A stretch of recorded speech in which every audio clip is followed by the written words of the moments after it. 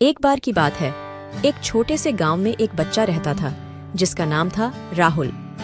राहुल बहुत ही जिज्ञासु और होशियार था, लेकिन उसकी एक आदत थी जो उसे बहुत परेशान करती थी।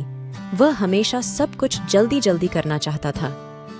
एक दिन जब राहुल जंगल में खेल रहा था, उसने एक चमकती हुई चीज देखी।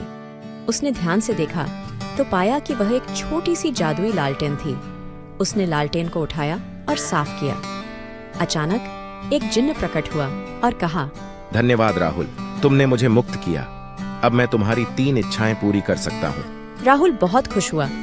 उसने तुरंत अपनी पहली इच्छा मांगी। मुझे सबसे तेज धावक बनाओ ताकि मैं हर दौड़ जीत सकूं। जिन्न ने उसे तेज धावक बना दिया। राहुल ने गांव में हर दौड़ में भाग लिया और जीतता गया। परंतु जल्द ही उसे एहसास हुआ कि किसी प्रतियोगिता में कोई चुनौती ही नहीं रही। उसे दौड़ने का मजा ही नहीं आ रहा था। फिर राहुल ने जिन्न से दूसरी इच्छा मांगी। मुझे इतना बुद्धिमान बना दो कि मैं हर सवाल का जवाब जान सकूं। जिन्न ने उसकी यह इच्छा भी पूरी कर दी। राहुल अब स्कूल में सबसे होशियार बच्चा बन गया। लेकिन जल्द ही उसने महसूस किया कि किसी भी चीज का मजा तब तक नहीं आता जब तक कि उसमें मेहनत और संघर्ष न हो। राहुल की तीसरी और आखिरी इच्छा बची थी।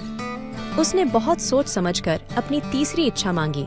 मुझे सच्चे दोस्त चाहिए जो हर परिस्थिति में मेरे साथ खड़े रहें। तुम्हारी यह इच्छा पूरी हो गई है, लेकिन तुम्हें खुद उन दोस्तों को ढूंढना होगा। राहुल ने अपनी नई यात्रा शुरू की। वह अपने दोस्तों के साथ अधिक समय बिताने लगा। उनकी परेशानियों को समझने और हल करने की कोशिश करने लगा। उसने पाया कि सच्चे दोस्त वही होते हैं जो मुश्किल समय में साथ देते हैं, न कि सिर्फ खुशी के पलों में। एक दिन गांव में एक बड़ा संकट आ गया। गांव का पानी का स्रोत सूख गया था और सभी लोग परेशान थे। राहुल ने अपने दोस्तों के साथ मिलकर एक योजना बनाई। उन्होंने मिलकर मेहनत की, नए स्रोतों की खोज की और आखिरकार गांव के लिए पानी का नया स्रोत ढूंढ निकाला। सभी गांव वाले राहुल और उसके दोस्तों की सराहना करने लगे।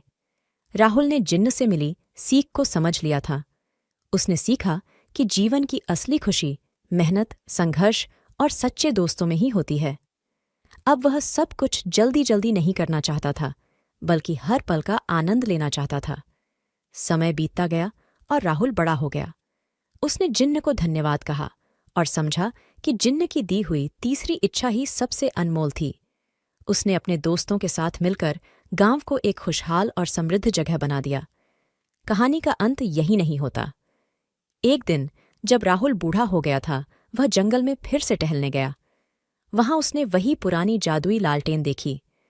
उसने उसे उठाया और जैसे ही उसने साफ किया, जिन्न फिर से प्रकट हुआ। जिन्न ने मुस्कुराते हुए कहा, राहुल, तुम्हारे जीवन की कहानी ने मुझे भी प्रेरित किया है। अब तुम्हारी इच्छाएं खत्म हो गई हैं, लेकिन तुम्हारी मेहनत और दोस्ती की कहानी हमेशा याद रहेगी। राहुल ने लालटेन को वापस रखा और जिन्न को धन्यवाद कहा। उसने अपने जीवन का सबसे बड़ा सबक सिखाया, सच्ची खुशी मेहनत और सच्चे रिश्तों में ही मिलती है। और इस प्रकार राहुल की कहानी गांव और उसके बाहर के लोगों के दिलों में हमेशा के लिए जीवित रही। इस कहानी से हमें यह सीखने को मिलता है कि जीवन की असली खुशियां किसी जादू में नहीं, बल्कि हमारी मेहनत, धैर्य और सच्ची मित्रता में होती हैं।